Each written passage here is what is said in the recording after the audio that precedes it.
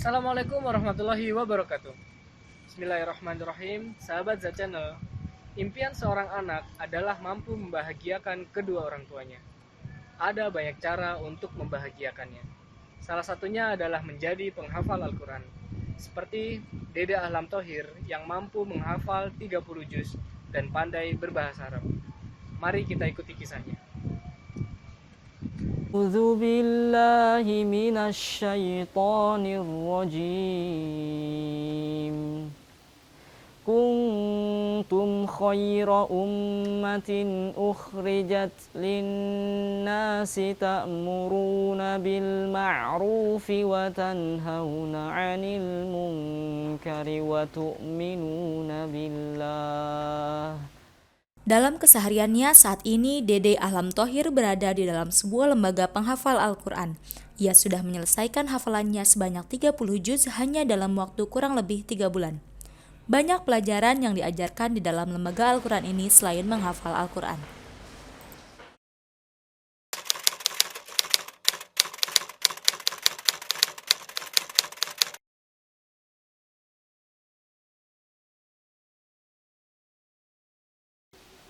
Bagian dari learning center ya.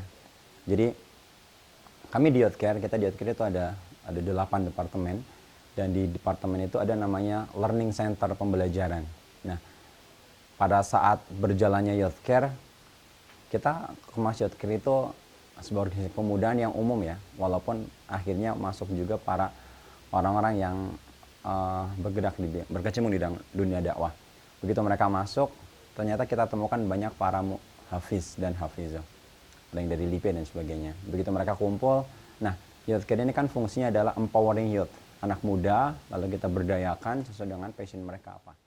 Kita punya role, ada 3 role. Pertama, learning, growing, inspiring. Learning adalah belajar. Jadi belajar tahapannya dia nyerap ilmu, baik ilmu apa, baca buku dan sebagainya, diskusi dan sebagainya. Yang jelas dia punya ilmu. Lalu yang kedua, kita akan uji dengan growing. Jadi setelah punya ilmu lalu action mereka. Jadi punya ilmu lalu action, mereka action. Jadi bertumbuhnya mereka dilihat bukan dari ilmu saja, tapi dari mereka action apa yang mereka miliki. Jadi mereka udah dapat ilmunya, lalu mereka tinggal action. Itu gitu. Nah, terakhir adalah inspiring, berbagi. Saya sudah tahu, lalu saya lakukan. Misalkan ngafal, saya udah tahu gimana cara ngafal, lalu saya udah hafal Al-Quran, lalu sekarang saya ngajarin orang ngafal Al-Quran. Nah, rule ini itu muter. Learning, growing, inspiring, learning, growing, inspiring, learning, growing, inspiring, learning, growing, inspiring. Nggak pernah putus. Kita beragam metode. Ya, bahkan setiap santri, udah, kalian sukanya metode apa, maka silahkan. Nah, tugasnya muhafiz hanya memantau, lalu store. Tuh gitu, hanya ngebantu. Karena sepertinya cara menghafal itu semua orang tuh punya. Iya, semua orang itu tahu dan punya. Dan kita nggak membakukan satu metode. Tujuannya adalah agar masing-masing itu nemu gitu, nemu asiknya di mana.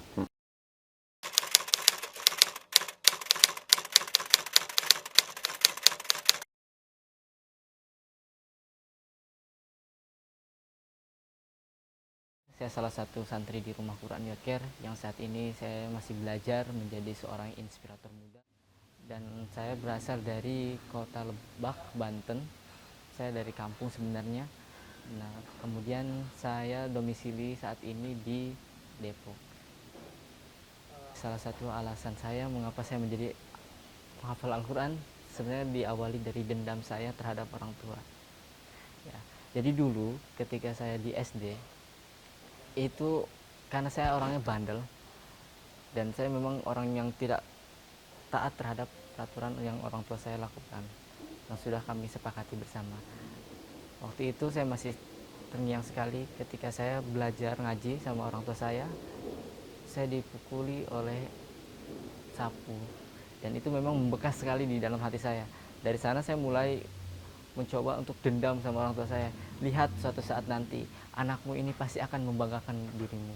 Nah, akhirnya dari dendam yang positif seperti itu, saya terus belajar dan terus belajar mencoba untuk memperbaiki bacaan Al-Quran. Dan alhamdulillah ketika saya masih kuliah di Universitas Gunadarma, saya mendapat sebuah kesempatan untuk menjadi juara hafidz Quran di antara mahasiswa Gunadarma. Kemudian setelah itu saya pun mengikuti lomba-lomba lainnya yang salah satunya diadakan di Universitas UNJ. Alhamdulillah di sana pun saya mendapatkan juara. Dan lalu saya persembahkan hasil karya saya yang tentunya dari dendam tadi untuk orang tua saya. Dan jadi intinya saya memulai menghafal Al-Quran itu karena dendam terhadap orang tua saya yang sudah memukuli saya seperti itu. Dalam proses menghafal Al-Quran, ia mulainya mempelajari tentang bahasa Arab sehingga lancar berbahasa Arab. Dan ia merasakan bahwa dengan mempelajari bahasa Arab menjadi lebih mudah dalam menghafal Al-Quran. Proses belajar bahasa Arab itu memang tidak mudah dan juga tidak sebentar. Karena salah satu cara kita untuk belajar itu adalah dengan tulajaman atau dengan waktu yang panjang. Sampai saat ini pun saya masih tetap mempelajari bahasa Arab dan terus mengembangkannya. Karena dulu di pesantren, setelah lulus SD, saya masuk pesantren, SMP dan SMA. Setara dengan itu, saya masuk pesantren kurang lebih 6 tahun. Dan di sana saya belajar coba untuk mempelajari bahasa Arab. Dan dari sanalah memang mulai ada kemudahan-kemudahan yang Allah tunjukkan kepada kami untuk menghafal Al-Quran. Salah satunya kami menggunakan metode dengan cara memahami maknanya.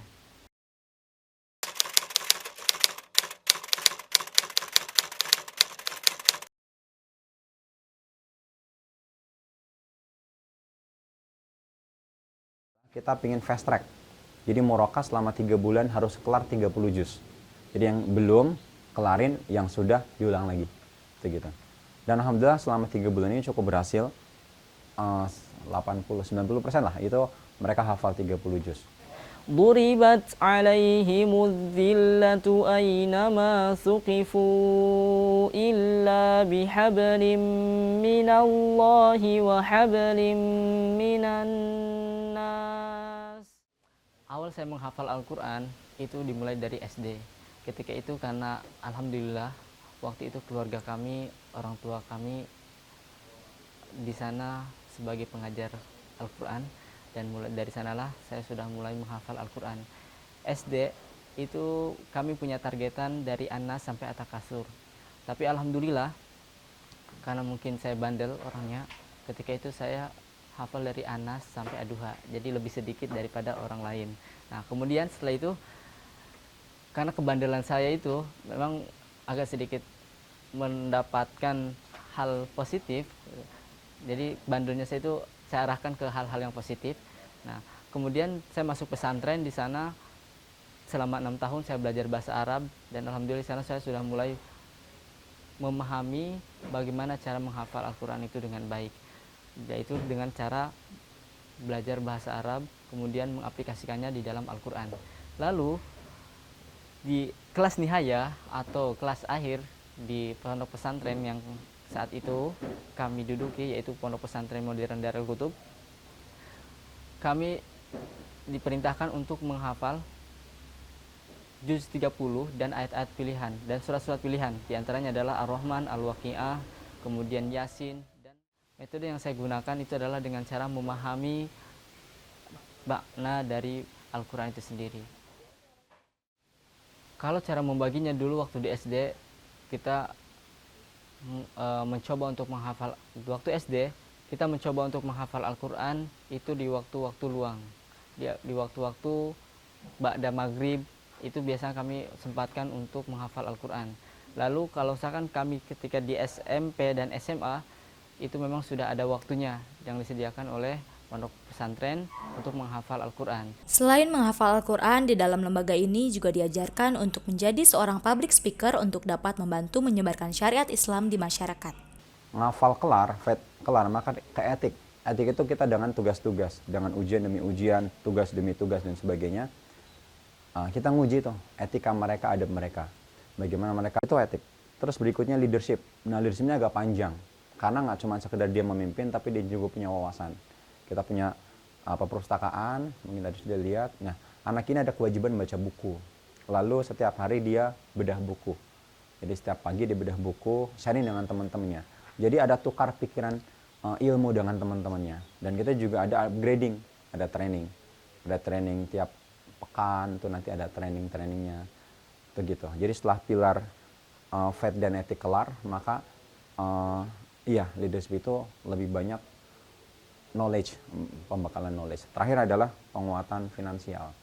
Karena kita berharap pada saat mereka nanti sudah hafal Quran, jangan sampai ada diskusi antara hafiz Quran tuh gini.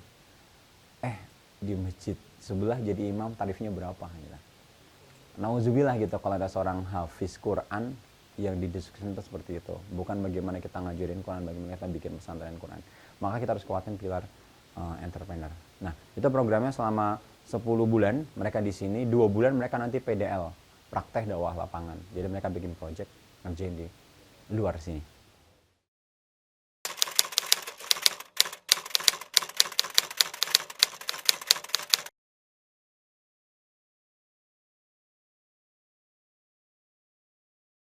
Masuk ke rumah Quran Youth Care ini, kita ada 3 tawaran. Yang pertama Smart Hafid Trainer. Smart itu adalah cerdas. Cerdas dengan artian kita bisa memahami dan juga mengetahui dunia ini. Lalu kemudian yang kedua adalah Hafid, yaitu menghafal Al-Quran. Dan yang terakhir adalah Trainer. Nah, selain itu juga, yang pertama adalah Smart. Kita akan dididik dengan cara pelatihan-pelatihan untuk menjadi seorang motivator Quran muda, memang yang nanti akan diterjunkan ke sekolah-sekolah. Lalu yang kedua itu adalah hafidz Quran, itu untuk membekali ilmu-ilmu yang dalam Al-Quran, karena nanti training yang akan kita bawakan itu adalah basicnya dari Al-Quran dan Sunnah. Lalu yang ketiga adalah trainer. Tentu ini sangat mendukung sekali, karena kita memberikan ilmu itu tidak mengharapkan sedikit pun imbalan dari orang yang kita berikan ilmu tersebut. Atau dengan kata lain, kita tidak memohon fee dari instansi yang kita ajarkan itu. Tapi karena kita sudah menjadi seorang entrepreneur, maka di sanalah saatnya kita memberi kepada mereka. Tariknya karena jujur, karena biasanya kami menghafal 2 juz itu kurang lebihnya 8 tahun. 2 juz itu 8 tahun, tapi di sini 30 juz hanya dalam waktu 3 bulan saja. Tentu itu banyak sekali pengalaman menariknya. Nah, akan tetapi sebenarnya yang paling menarik itu adalah ketika kami coba untuk menyetorkan hafalan yang sudah kami hafal kepada sang muhafidnya. Karena ketika itu kami belum mampu untuk menghafalkan sesuai dengan apa yang diinginkan oleh sang muhafid ini. Sampai-sampai kami harus mengulang berkali-kali ayat yang kami hafalkan. Karena memang ketika kita menghafal Al-Quran, itu kita akan bertemu dengan ayat-ayat yang memang susah untuk dihafal. Dan itu perlu kesabaran untuk menghafal Al-Quran. Itu mungkin salah satu hambatan-hambatan yang kami rasakan ketika kami mencoba untuk menghafal Al-Quran. Itu memang yang paling penting adalah istiqomah. Karena jujur, walaupun kami masuk ke rumah Quran Youth Care ini dengan program selama 3 bulan menghafal Al-Quran, itu susah sekali untuk istiqomah. Karena hari ini kami berhasil menghafal 1 juz, besoknya belum tentu 1 juz. Bahkan besoknya mungkin kami hanya hafal 3 lembar saja. Dan bahkan mungkin kami sempat menghafal hanya 1 halaman saja dalam sehari. Dan itu sangat menyedihkan bagi kami. Karena kami memang belum bisa untuk mengistiqomahkan itu. Dan insya Allah saat ini kami sudah bisa menghafal itu, kami akan menjaganya dengan baik. Karena sebenarnya menghafal Al-Quran itu adalah titipan. Titipan yang Allah titipkan kepada kita dan kita harus menjaganya. Menjadi penghafal Al-Quran memang bukanlah hal yang mudah, tetapi keuletan dan kemauan yang tinggi dapat mendorong kita menjadi penghafal Al-Quran. Tentu kalau kita berbicara masalah kampung itu adalah pelosok negeri, ya. Dan memang di sana sangat keterbelakangan sekali. Bahkan mungkin kalau misalkan kami pulang ke sana, di rumah kami itu tidak ada sinyal. Dan kami harus berjalan sejauh 5 km baru kami menemukan sinyal. Nah, dan tentu dengan keterbatasan itu, kami harus lebih maju, kami harus lebih kuat. Dan memang salah satu visi misi dalam hidup saya adalah bermanfaat bagi orang lain. Bisa menebarkan kebahagiaan kepada orang lain. Karena memang di kampung kami itu sudah sangat jauh dari yang namanya teknologi di saat ini. Bahkan mungkin untuk nonton YouTube pun itu kami harus rela berjalan 5 kilometer untuk mencari sinyal internet. Bahkan di sana belum ada 4G, tidak seperti di sini. Capai di dunia ini, yaitu saya ingin tinggal di Mekah. Karena saya ingin dekat dengan Baitullah.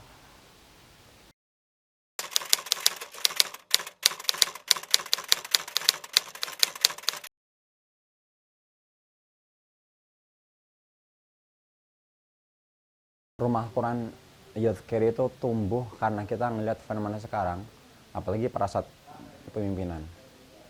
Bukan nggak ada pemimpin, banyak pintar, cuma pemimpin yang dididik sejak kecil untuk dia kelak mengayomi masyarakatnya, memimpin masyarakat, maka dia akan bertumbuh dengan baik dan dia harus dipersiapkan. Muhammad Al-Fatih adalah satu contoh yang kita selalu jadikan pedoman gitu, bagaimana dari kecil ditumbuhkan untuk jadi seorang pemimpin. Maka seluruh elemennya itu ditumbuhkan, nggak cuma sekedar ngafal Qurannya, semua elemennya ditumbuhkan. Nah, di rumah Quran kita ingin mencetak para pemimpin yang dia hafiz Quran, karena orang-orang yang bertakwa, orang-orang soleh, dia lebih berhak untuk pemimpinan, karena dia dekat dengan Tuhan, dan insya Allah orang-orang seperti ini yang akan membawa keberkahan bukan hanya untuk negaranya, tapi bahkan untuk dunia. Kalau dalam Islam disebut sebagai rahmatan lil alamin. Jadi syarat untuk kita bisa menjadi rahmat, maka kita harus menjadi orang yang soleh. Dan tidak hanya sekedar soleh, tapi orang-orang yang cerdas, orang-orang yang siap memimpin, orang yang siap action. Nah, proses rumah Quran ini anak-anak akan kita lakukan seperti itu. Maka beberapa keluhan anak-anak misalkan kok agak keras segala macamnya, karena kita nggak ingin menciptakan para follower, orang yang lemah. يؤمنون بالله ويأمرون بالمعروف وينهون عن المنكر ويسارعون في الخيرات وأولئك من الصالحين وما يفعلوا من خير فلن يكفروه والله عليم بالمتقين إن الذين كفروا لن تغني عنهم أموالهم ولا